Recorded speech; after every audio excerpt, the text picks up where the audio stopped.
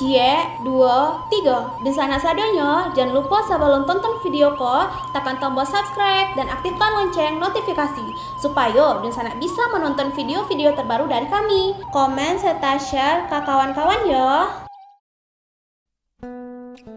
Halo Sobat Kabar Rantau, kembali lagi bersama kami. Untuk kali ini kami akan membahas tentang Gunung Merapi yang sudah waspada sejak tahun 2011. Akan tetapi kenapa kau bisa masih ramai pendakian?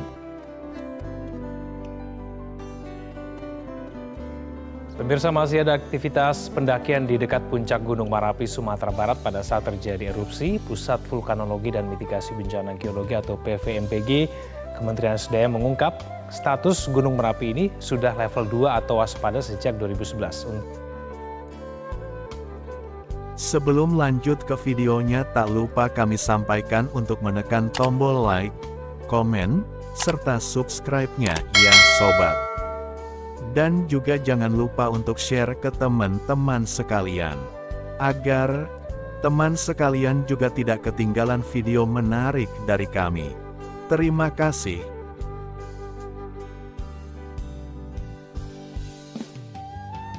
Tentunya masih membekas bagi kita semua, wabil khusus masyarakat dari sekitar daerah Pegunungan Merapi di Sumatera Barat.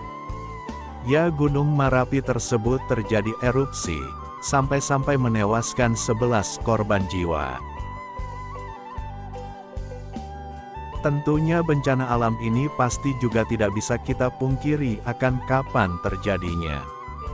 Tetapi, pasti petugas di sana pun mempunyai alat untuk mendeteksi jika Gunung Merapi tersebut sedang aktif-aktifinya. Maka dari itu kami akan membahas tentang ini.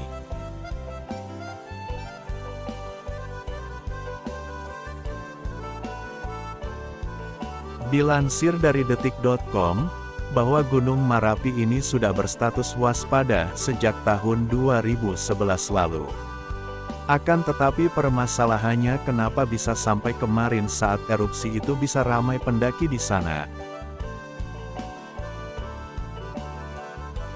BKSDA Sumbar menyebutkan ia membuka jalur pendakian setelah mendapat dukungan dari berbagai pihak. BKSDA Sumbar menyebutkan membuka jalur pendakian itu karena mendapat dukungan dari Pemda Agam, Pemda Tanah Datar, Dinas Pariwisata Pemprov Sumbar, serta BPBD Tanah Datar, Basarnas, Wali Nagari Batu Palano, Aya Angek, dan Koto Baru. Mungkin semua itu dilakukan sudah dalam beberapa pertimbangan dari stakeholder tersebut, makanya kenapa jalur pendakian Gunung Merapi tersebut dibuka. Dian menilai BKSDA juga memiliki SOP tentang pendakian. SOP itu menurutnya seperti jumlah pendaki gunung yang dibatasi. Ya mau gimana lagi, nasi sudah menjadi bubur. Bagaimanapun kejadian bencana alam ini sudah kejadian dan pastinya juga tidak ada yang menyangka tentang bencana alam ini. Dian menyatakan, kami memiliki SOP dalam pendakian. Misal dalam mendaki minimal jumlah pendaki 3 orang. Selain itu, dalam SOP itu menjelaskan pada siang hari semua pendaki tidak boleh mendekati kawah Gunung Merapi. Pada Selasa, tanggal 5 Desember tahun 2023. Selain itu, menurut Dian bukan hanya Gunung Merapi berstatus level 2, namun seluruh gunung berapi yang ada di Indonesia.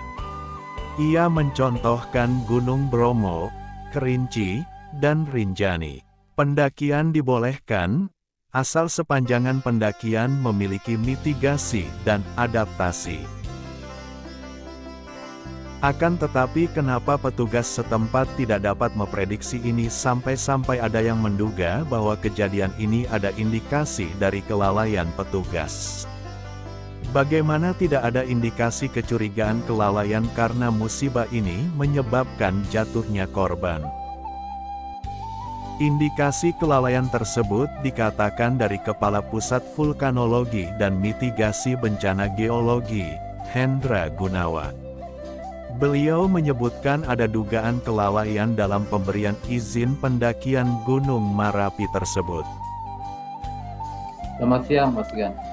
Ya, terima kasih atas waktunya Pak Hendra. Pak Hendra, kalau Gunung Marapi ini sudah berstatus sebagai level 2 waspada, apakah ini artinya seharusnya tidak boleh ada pendaki yang melakukan pendakian hingga ke puncak atau ke kawasan Gunung Marapi di Sumatera Barat, Pak Hendra? Ya, jadi apa yang disampaikan rekomendasi ini lebih bersifat preventif ya. Dengan cepatnya kejadian itu tidak memungkinkan kita untuk menghindar.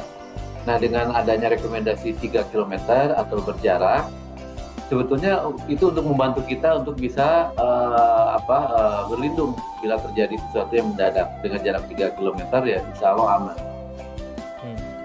Tapi kenapa tidak ada peringatan dini Pak Hendra yang kemudian disampaikan supaya para pendaki ini tahu betul begitu bahwa kondisi gunung yang sedang mereka daki ini statusnya di level 2 waspada begitu? Jadi secara rutin kami selalu mengirimkan surat pemberitahuan atau rekomendasi dalam 1 bulan ini 2 kali, jadi sudah berlaku bertahun-tahun sebetulnya. Kemudian juga kita melakukan koordinasi ya, rapat-rapat, dan di rapat juga di daerah kita sampaikan bahwa kondisi Gunung Marapi memang level 2 dan rekomendasinya 3 km untuk tidak ada kegiatan aktivitas manusia. Selalu kita sampaikan. Baik. Pertanyaan berikutnya Pak Hendra, kenapa ketika erupsi ini tidak ada tanda-tanda awalnya begitu sehingga terkesan ini erupsinya sangat mendadak begitu? Ya betul, tepat sekali. Ya memang erupsinya sangat mendadak. Itu sebetulnya yang melatar belakangi kenapa selalu dalam posisi level 2 atau waspada gunung ini. Karena memang kita tidak bisa menghindar bila kita terlampau dekat dengan kawah. Itu sebenarnya melatar belakangi kenapa waspada. Karena memang latar belakangnya adalah sifatnya erupsi yang mendadak. Dan dampaknya hanya di puncak. Jadi warga yang jauh mungkin tidak terlalu memperhatikan ya. Karena memang tidak terdampak untuk warga yang jauh dari puncak. Nah ini pemicu erupsinya itu apa Pak Hendra? Nah ini dari proses monitoring yang kita lakukan, gempa-gempanya sangat miskin ya yang terekam. Artinya diindikasikan tidak adanya suplai dari kedalaman, dari suplai magma. Nah ini kemungkinan prosesnya bersifat dangkal. Jadi proses dari material yang sudah ada yang tidak jauh dari dasar kawah. Nah proses ini mengeluarkan gas yang sifatnya berproses ya, terakumulasi yang membutuhkan beberapa tahun atau bulan. Nah ini yang menggambarkan kenapa erupsi Gunung Marapi ini terjadinya 2 atau 4 tahun sekali, karena memang dalam proses itu pengumpulan gas itu membutuhkan waktu. Ya. Terakhir Pak Hendra, apakah erupsi susulan Gunung Marapi ini bisa lebih besar, lebih tinggi dari erupsi yang pertama? Sejauh data yang kami rekam sampai saat ini, jumlah gempa letusannya berkurang. Yang pertama, tanggal 3 itu totalnya ada 36 gempa letusan, tanggal 4 ada 10 letusan, dan tadi pagi ada 5 letusan. Ya berkurang terus ya, mudah-mudahan energi dari aktivitas Gunung Marapi ini berangsur mereda. Demikian. Apakah artinya tim BPBD bisa melakukan proses evakuasi terhadap korban yang masih berada di atas gunung? Kalau dari saran kami lebih baik mengedepankan keselamatan, karena dengan karakter Gunung Marapi yang sulit diprediksi, kita menghindari hal-hal yang bisa menimbulkan bencana baru. Bagaimanapun juga kejadian ini seharusnya menjadi pelajaran bagi kita semua, baik untuk pendaki dan juga untuk petugas yang ada di Gunung Marapi tersebut. Jangan sampai kejadian ini terulang kembali, apalagi sampai memakan korban. Sungguh tidak adil saja jika kejadian ini kembali terulang, apalagi sampai memakan korban lagi. Bukannya ada indikasi kelalaian lagi namanya. Akan tetapi ini sudah disengaja. Ya, kita doakan saja yang terbaik bagi semuanya.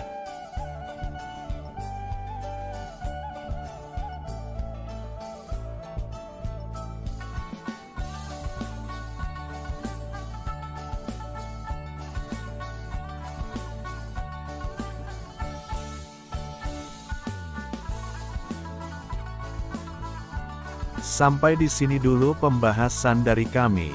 Sebelum kami akhiri, mari sama-sama untuk menekan tombol like, komen, serta subscribe-nya ya, dan juga jangan lupa untuk share informasi ini ke teman-teman ya Sobat Kabar Rantau. Kami ucapkan terima kasih sudah menonton video kami sampai akhir. Tetap jaga kesehatan dan jangan lupa untuk tetap bahagia. Terima kasih.